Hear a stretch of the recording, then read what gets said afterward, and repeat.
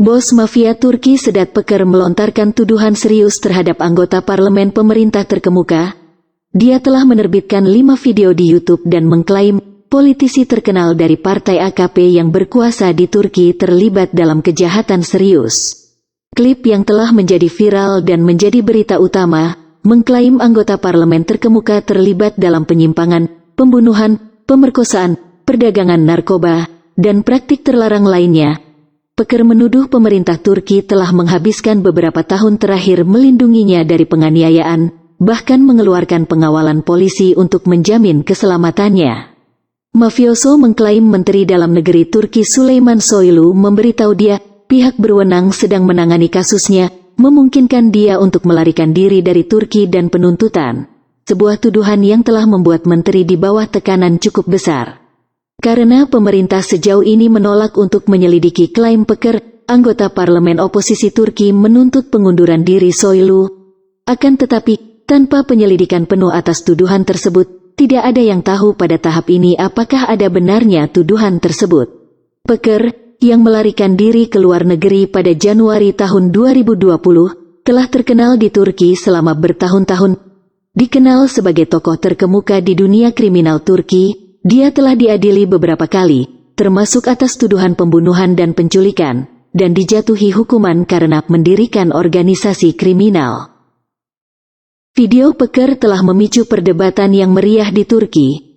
Setelah berminggu-minggu mengabaikan tuduhan tersebut, Presiden Recep Tayyip Erdogan akhirnya terpaksa berkomentar. Kami sangat sedih melihat beberapa orang yang celaka dan tidak berharga di negara kami menerima bantuan dari mafia, kata Erdogan minggu ini dalam pertemuan kabinet. Seperti organisasi teror, geng kriminal adalah ular berbisa.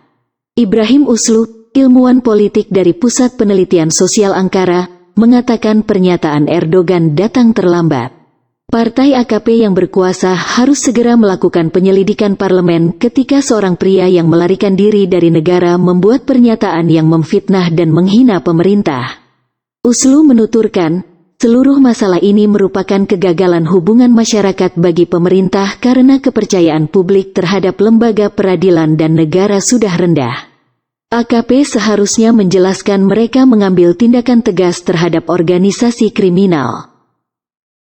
Jajak pendapat menunjukkan, klaim Peker memengaruhi kedudukan publik pemerintah. Menurut satu survei yang dilakukan oleh perusahaan jajak pendapat Metropol, peringkat persetujuan AKP telah turun menjadi hanya 27%, penurunan 33% dibandingkan dengan Juni tahun 2018. Menurut jajak pendapat lain, Presiden Erdogan telah kehilangan dukungan publik yang cukup besar. Survei menemukan Erdogan sekarang hanya memiliki 40% peringkat persetujuan, menempatkannya di belakang wali kota oposisi Ankara dan Istanbul, Mansur Yavaş dan Ekrem İmamoğlu, masing-masing. Erdogan juga mengikuti anggota parlemen oposisi nasionalis Meral Akşener dari Partai Baik. Ibrahim Uslu mengatakan, peringkat buruk Erdogan terutama disebabkan oleh krisis ekonomi negara dan dampak pandemi. Pernyataan polemik Peker mungkin tidak secara langsung mempengaruhi hasil jajak pendapat, tetapi akan mengguncang kepercayaan publik pada pemerintah dalam jangka panjang, ungkap Uslu. Baris Doster, ilmuwan politik di Universitas Marmara berpendapat, video tersebut akan berdampak lebih langsung. Peringkat persetujuan AKP akan anjlok. Butuh keajaiban bagi pemerintah untuk pulih dari ini, kata Doster, yang yakin anggota parlemen oposisi akan terus memanfaatkan klaim Peker. Fikri Saglar, anggota partai oposisi utama CHP Turki menuturkan, perselingkuhan Peker dengan pemerintah adalah bagian dari masalah yang jauh lebih besar. Pemerintah tidak pernah berhasil menjauhkan diri dari mafia. Saat ini, mereka menenangkan pemerintah. Video Peker menunjukkan sangat jelas pemerintah dan mafia dekat. Klaim Peker mengingatkan pada laporan media dari 1990-an yang menuduh adanya hubungan antara pejabat tinggi pemerintah dan penjahat. Pembunuhan bermotif politik dan hilangnya individu tertentu selama era ini dianggap telah diatur oleh organisasi kriminal. Outlet media Turki menyebut jaringan yang teduh ini sebagai semacam keadaan dalam. Bahkan belakangan ini, Sejumlah tokoh mafia sayap kanan ditemukan memiliki hubungan dengan pejabat pemerintah yang berkuasa.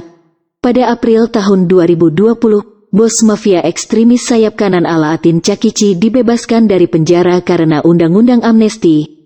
Sekitar 90.000 narapidana, termasuk banyak penjahat kejam seperti Cakici, dibebaskan karena pandemi.